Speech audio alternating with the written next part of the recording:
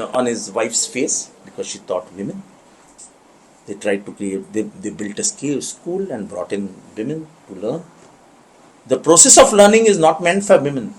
It was the law of the land at that time. Even education was limited to 2% of the population. India wouldn't have been the same had Dr. Babasaheb Ambedkar not born in this country. So I am giving historical references. Anybody who wants to talk logically should tell me. BJP is saying that you must apologize because Sanatan means there's no end of any religion. It's an Ananant Sanatan, and you have hurt the sentiments of the people. I am asking a straight question. What is the orthodox? What do you mean by orthodox? Are you not going to accept the changes which have come in Hindu religion?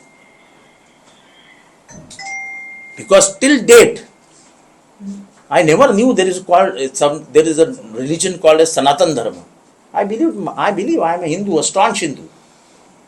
Because Hindu Dharma accepts everything that is logical.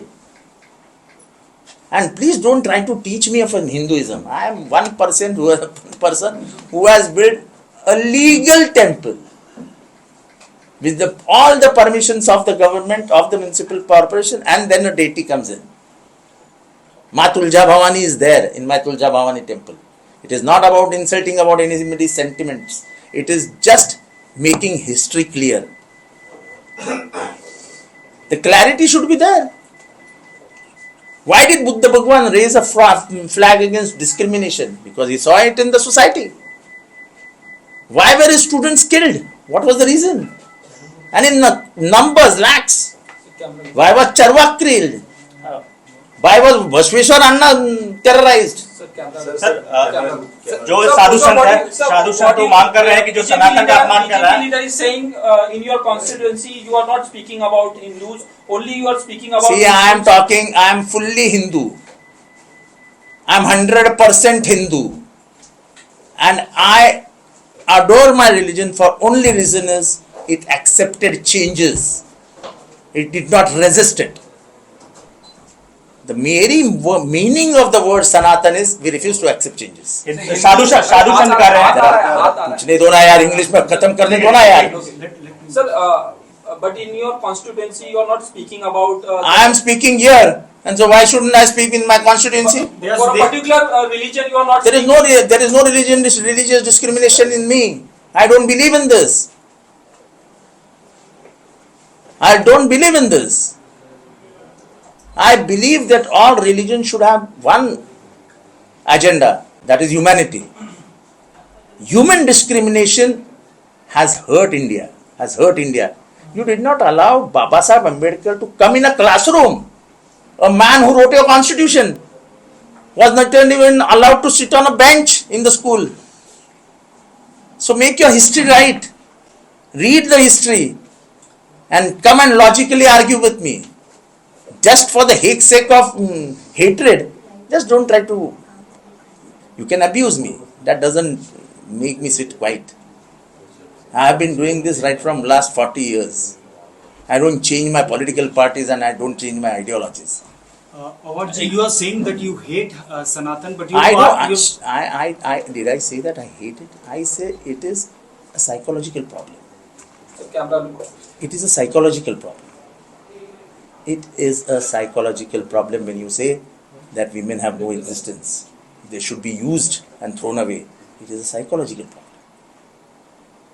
If I say that your mother should be used and thrown away, will you accept it?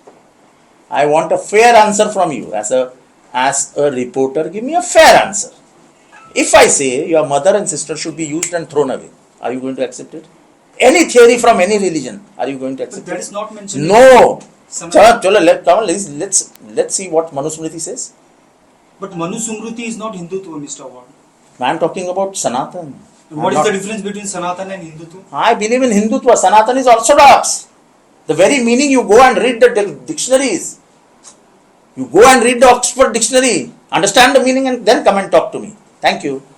ठीक है sir, Hindu sir सनातन धर्म का अपमान का आरोप लगाया जा रहा है हिंदू मैं कोई धर्म का साधु संत जब साधु मैं कोई साधु संत है। एक मिनट स्टॉप ये ठीक है, स्टॉप हो गया। पहली चीज उधर जाकर पूछो और चिल्ला के मत पूछो। चिल्ला के मत पूछो। साधु संत जो है कह रहे हैं कि आप देखो, मैं कोई साधु संत का अपमान नहीं कर रहा हूँ। जो हिंदू है उनके बारे में मुझे आदर है, लेकिन मैं सनातन इस शब्द में विश्वास नहीं कर रहा, क्योंकि मैं परिवर्तनवादी हूं और इस देश में दुनिया में जितने भी परिवर्तनवादी थे उनको जिस तरीके से तकलीफ दी गई उस तकलीफ के बारे में बात कर रहा हूं।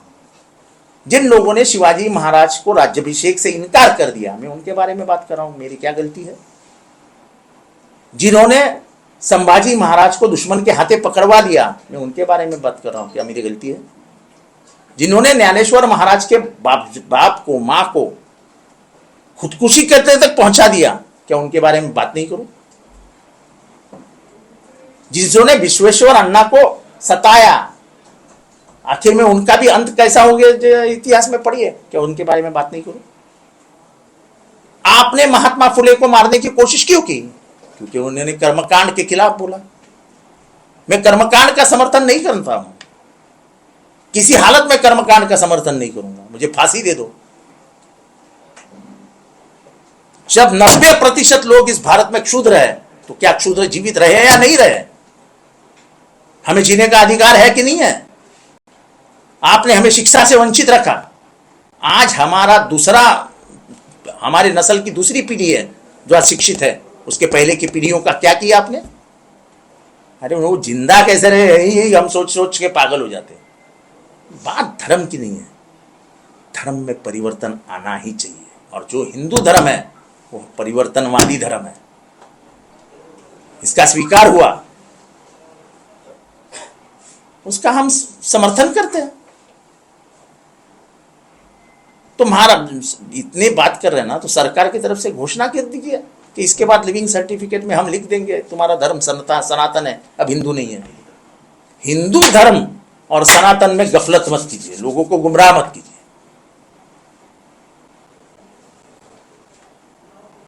चलो, जितेंद्र अवार्ड के लिए सनातन धर्म और हिंदू धर्म के बीच का अंतर क्या है?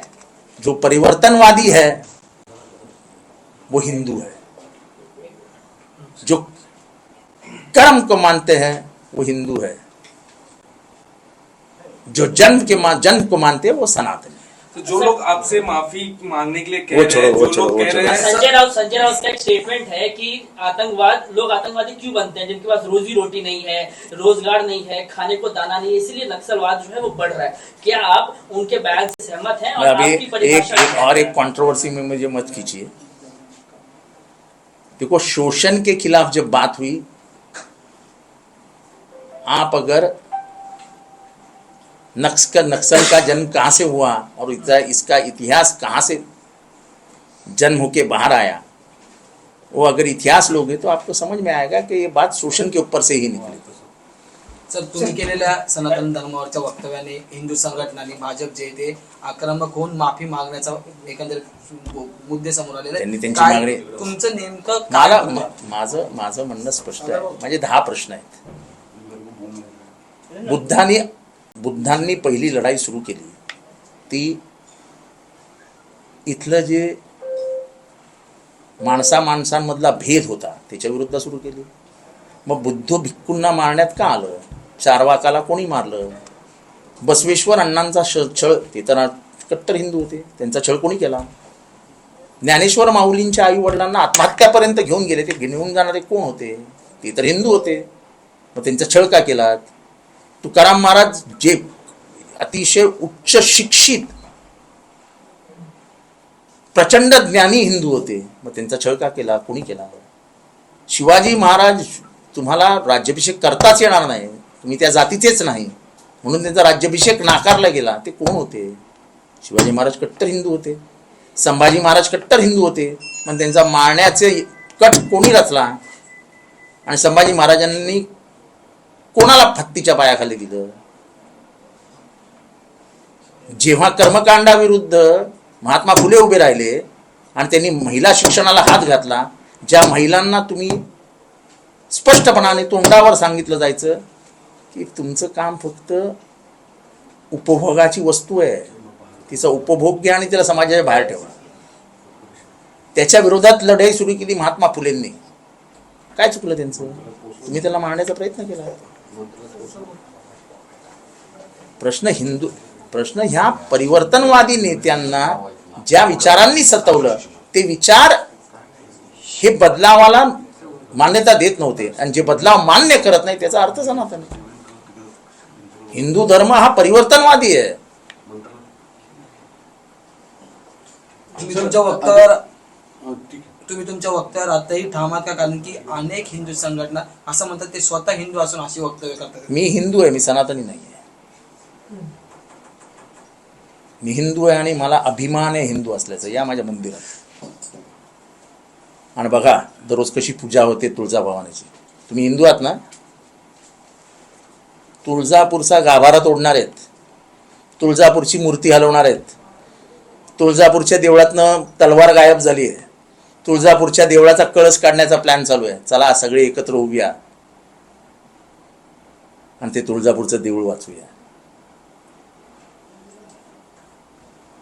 साहेब, दुसरं की सर्वोच्च न्यायालयाने आता एक निर्णय दिलेला आहे की ओबीसीला 27% आरक्षण स्थानिक स्वराज्य संस्थेच्या निवडणुकीसाठी कायम ठेवावं. काही लोकांनी त्याच्या विरोधात याचिका दाखल केल्या होत्या, पण त्या रद्दबार केलेल्या आहेत. ओबीसी समाजासाठी किंवा ज्याला 27% आरक्षण आहे त्यासाठी फार मोठा एक दिलासा म्हणावा लागेल. चांगली म्हणजे एवढे वर्ष लागली या निर्णय यायला, ते एवढी वर्ष लागली याच्यात निर्णय यायला. शेवटी प्रतिनिधित्व इथेच तर म्हणतो आम्ही की आजही आपल्याला प्रतिनिधित्व मिळायला पाहिजे म्हणून शूद्र लढतोय, महिला लढतायत. कारण का प्रतिनिधित्वातनं अस्तित्व येतं. तुमचं अस्तित्वच मिटवायचं म्हणजे तुमचं आरक्षण रद्द करायचं. बाबासाहेब आंबेडकरांनी आरक्षण हे तुमच्या अस्तित्वासाठी आणलं. शिक्षणामध्ये आरक्षण आणलं. का आणलं? तर तुमचं अस्तित्वच नव्हतं.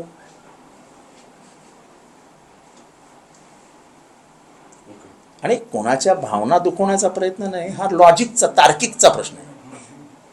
कोणाचा भावना, मी शिवाजी महाराजांचा राज्याभिषेक कोणी नाकारला ह्याच्यावरती कोणी तार्किक मला पटवून दिलं की त्यांचा राज्याभिषेक नाकारला योग्य आहे, त्याचे पाय धरून पाणी पिल.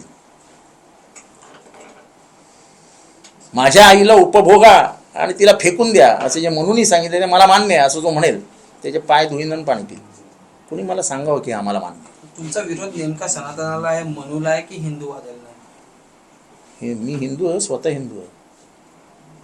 मला समजतच नाही हिंदू धर्म आणि सनातन धर्म हे कधी तुम्ही एक करून टाकलेत. म्हणजे आजकाल लोक हिंदू धर्म बोलतच नाही. गर्व से कहो हम सनातनी आहे म्हणतील. आम्ही आजपर्यंत घोषणा ऐकली होती गर्व से कहो हम हिंदू आहे, तिथपर्यंत ठीक होतं सगळं. गर्व से कहो हम सनातनी आहे म्हणतील तर कसं चालेल? सनातनीचा अर्थच काय तो जरा डिक्शनरीत जाऊन बघा. सर्वोच्च न्यायालयाच्या या निकालाने 27% ओबीसीना आरक्षण मिळाल्यानंतर आता तुम्हाला वाटतं का किती पट रिप्रेझेंटेशन वाढेल? एक तर पहिली गोष्ट म्हणजे ह्याला 2.5-3 वर्ष गेली आणि वाटोळं झालं. महाराष्ट्राच्या स्थानिक स्वराज्य संस्थांमध्ये एवढा प्रचंड भ्रष्टाचार झाला. आणि आजही मी इथे जाहीररित्या सांगतो की सर्वोच्च न्यायालयाच्या प्रभाग रचनेचं मिसइंटरप्रिटेशन सरकार करतंय. 17 साली चुकवलेली प्रभाग रचना परत तशीच ठेवून आपला कारभार पुढे रेटण्याचं काम हे सरकार करते. ते अत्यंत चुकीचं आहे. ठाण्यामध्ये प्रभाग रचना करताना एका विशिष्ट प्रभागांवरती अन्याय करण्यात आले, विशिष्ट भागांवरती अन्याय करण्यात आले. जे आपले बालेकिल्ले आहेत तेथे अधिकचे वॉर्ड देण्यात आले. एक वॉर्ड 30,000चा तर दुसरा वॉर्ड 60,000चा. असं नाही चालेल. सत्तेचा वापर करून स्थानिक स्वराज्य संस्थेमध्ये आपल्या मनाप्रमाणे वॉर्ड रचना करून घेतली गेली, त्याला आमचा विरोधच आहे. सर, लाडक्या बहिणीच्या संदर्भातला एक प्रश्न आहे की अपात्र जे आहेत त्यांची यादी जिल्हाधिकाऱ्यांकडे पाठवलेली आहे आणि याच्यामध्ये जवळपास 14,000 पुरुष आहेत ज्यांनी मागच्या 11 महिन्यापासून त्या सगळ्यांकडून पुन्हा एकदा वसुली केली जाणार आहे. आम्हाला मतं घ्यायची होती. झालं आता मतं देऊन झाली. आता पुढची 4 वर्ष आम्हाला काय विचारू नका. आम्हाला पाशवी बहुमत मिळालं आहे. आता आम्ही पाशवी बलात्कार पण करणार आहोत. तुम्ही पाशवी बहुमत दिलत ना आम्हाला, मग आता विचारायचं नाही, प्रश्न विचारायचं नाही. आता प्रश्न विचारले की तुम्ही देशद्रोही आहात. प्रश्न आहे. प्रशासनाकडून सांगितलं जात आहे की दंड वसूल केलाच जाईल, म्हणजे जी रक्कम त्यांनी घेतलेली आहे ती त्यांना रिटर्न करावीच लागणार आहे. माहीत नाही मला कशी वसूल करणार, काही यंत्रणा नवीन काय भ्रष्टाचाराचा मार्ग उघडा करणार आहेत की नाही मला माहिती. Thank you sir. गरम